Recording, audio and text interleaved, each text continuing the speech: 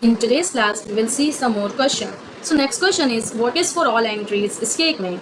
For all entries in SAP ABAP is a statement used in select queries to fetch data from a database table based on value sorted in an internal table. It works like a where-in clause but avoid performance issue with large IN lists. It selects records for all unique entries on the internal table. And here the short syntax of for all entries statement given, select star from SFLIKE into table at the IT result for all entries. Here IT is written because for at the time of runtime variable declaration. This is the symbol for variable declaration during at the runtime only.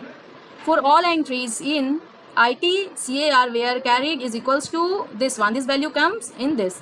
So there's a key point. This is the syntax of declaration of for all entries. The internal table must not be empty, else it fetches all records, remove duplicates automatically, often used to replace nested selects and improve performance. So what is the purpose of append, collect and insert in SAP ABAP?